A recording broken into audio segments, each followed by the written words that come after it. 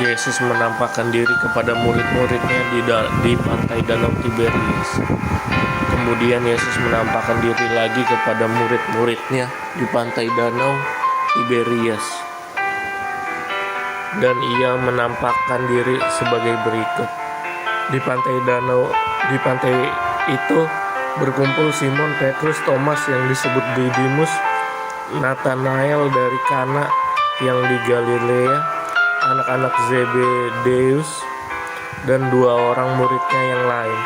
Kata Simon Petrus kepada mereka, "Aku pergi menangkap ikan." Kata mereka kepadanya, "Kami pergi juga dengan engkau." Mereka berangkat lalu naik ke perahu, tetapi malam itu mereka tidak menangkap apa-apa. Ketika hari mulai siang, Yesus berdiri di pantai, tetapi murid-murid itu tidak tahu bahwa itu adalah Yesus. Kata Yesus kepada mereka, "Hai anak-anak, adakah kamu mempunyai lauk pauk?" Jawab mereka, "Tidak ada." Maka kata Yesus kepada mereka, "Tebarlah jalamu di sebelah kanan perahu, maka akan kamu peroleh." Lalu mereka menebarkannya dan mereka tidak dapat menariknya lagi karena banyaknya ikan.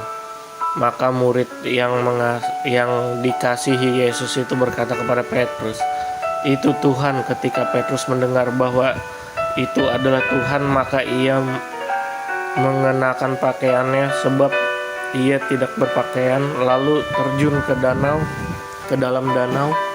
Murid-murid yang lain datang dengan perahu karena mereka tidak jauh dari darat, hanya kira-kira 200 hasta saja, dan mereka menghela jala yang penuh ikan itu. Ketika mereka tiba di darat, mereka melihat api arang dan di atasnya ikan dan roti. Kata Yesus kepada mereka, "Bawalah beberapa ikan yang baru kamu tangkap." Simon Petrus naik ke perahu lalu menghela jala itu ke darat penuh ikan besar, 153 ekor banyaknya, dan sungguh pun sebanyak itu jala itu tidak koyak. Kata Yesus kepada mereka, "Marilah dan sarapanlah." Tidak ada di antara murid-murid itu yang berani bertanya kepadanya, "Siapa engkau?" Sebab mereka tahu bahwa ia adalah Tuhan. Yesus maju ke depan mengambil roti dan memberikannya kepada mereka. Demikian juga ikan itu. Itulah ketiga kalinya Yesus menampakkan diri kepada murid-muridnya. Sesudah ia bangkit dari antara orang mati, "Gembalakanlah domba-dombaku." Sesudah sarapan, Yesus berkata kepada Simon Petrus, "Simon, anak Yohanes, apakah engkau mengasihi aku lebih daripada mereka ini?" Jawab Petrus kepadanya, "Benar Tuhan, engkau tahu bahwa aku mengasihi engkau." Kata Yesus kepadanya, "Gembalakanlah domba-dombaku." Kata Yesus pula kepadanya untuk kedua kalinya, "Simon, anak Yohanes, apakah engkau mengasihi aku?" Jawab Petrus kepadanya, "Benar Tuhan, engkau tahu bahwa aku mengasihi engkau." Kata Yesus kepadanya,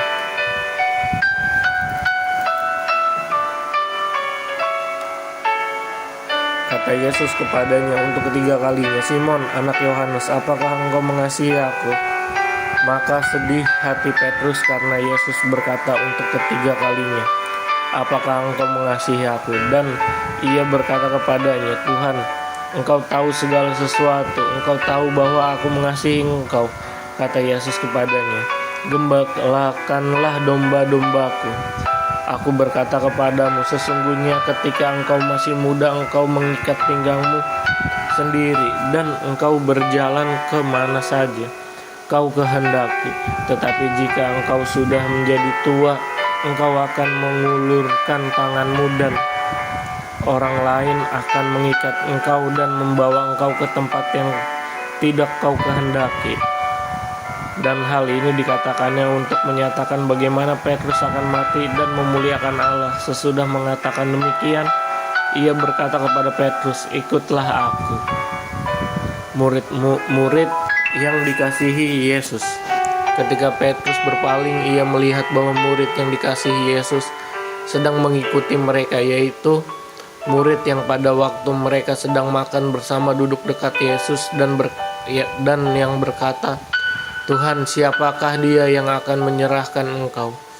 Ketika Petrus melihat murid itu, ia berkata kepada Yesus, "Tuhan, apakah yang akan terjadi dengan dia ini?"